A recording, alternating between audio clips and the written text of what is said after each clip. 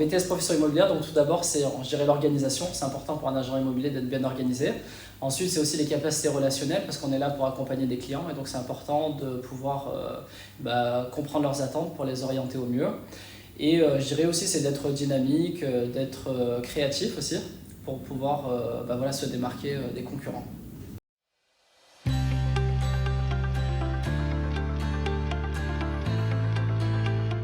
En BTS profession immobilière, alors il y a différents cas de figure. Il y a des personnes qui ont toujours été passionnées par l'immobilier dès leur plus jeune âge. Donc pour eux, c'est assez naturel de s'orienter vers un BTS PI.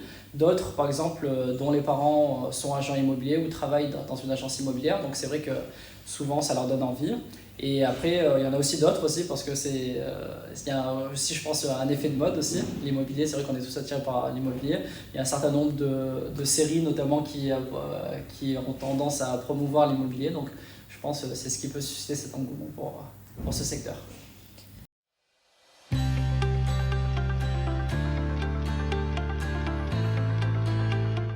Il y a plusieurs possibilités, donc il y a, on va dire, un tiers des effectifs qui décident de travailler directement. On a notamment des étudiants en deuxième année qui ont déjà des propositions d'embauche pour le mois de septembre. Donc ils passent le BTS à la fin de l'année et ils ont déjà un emploi.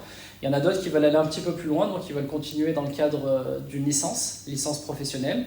Et d'autres aussi qui se disent, ils veulent aller encore plus loin, avoir une formation un peu plus généraliste. Et on a notamment 3 étudiants cette année qui tentent le concours passerelle pour l'école de commerce.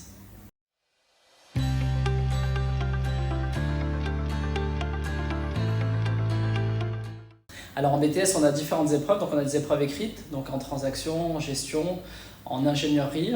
On a aussi des langues vivantes, l'anglais, le français, culture générale. Et on a aussi ce qu'on appelle des CCF, donc c'est-à-dire conduite de projet.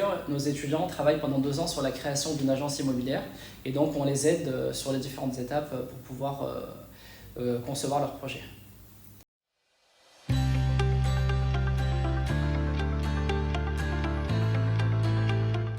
Lycée Amédée Gasquet, on en a quelques-uns. De mémoire, je crois qu'on en a 3 ou 4. Et c'est vrai que globalement, en fait, notamment au niveau des BTS, c'est vrai que la chance qu'on a, c'est qu'on a différents profils d'élèves. Et c'est bien, nous, on trouve que c'est une richesse justement de pouvoir partager avec les différents élèves issus de baccalauréats différents et de les amener tous vers la réussite.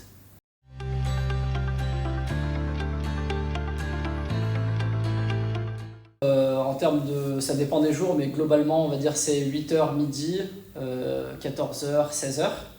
Et après, ça dépend, par exemple, en fin de semaine. Cette année, on a des apprentis notamment qui sont mélangés avec des étudiants en formation initiale. Et donc, on a essayé de faire en sorte que l'emploi du temps soit le plus concentré possible en début de semaine. Et par exemple, le vendredi, ça leur permet de finir à midi.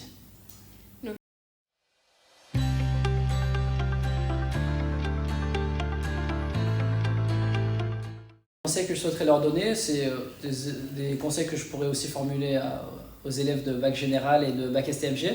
Donc tout d'abord, c'est de croire en leurs capacités, c'est-à-dire quand on a un rêve, c'est de croire en ses capacités, de tout mettre en œuvre pour parvenir à ses objectifs. Et après, bien sûr, ça demande aussi du travail, de la rigueur. Et on dit aussi aux étudiants de faire attention, notamment, c'est vrai que la sélection est assez rude sur certaines formations, comme le BTSPI par exemple. On a plus de 1000 candidatures pour 35 places. Sur ces 35 places, on a un tiers, donc ça veut dire que la sélection est assez rude, mais on dit aux étudiants qu'ils ont leur chance à condition justement de travailler, de fournir des efforts nécessaires et faire en sorte d'avoir les meilleures appréciations possibles, notamment sur Parcoursup,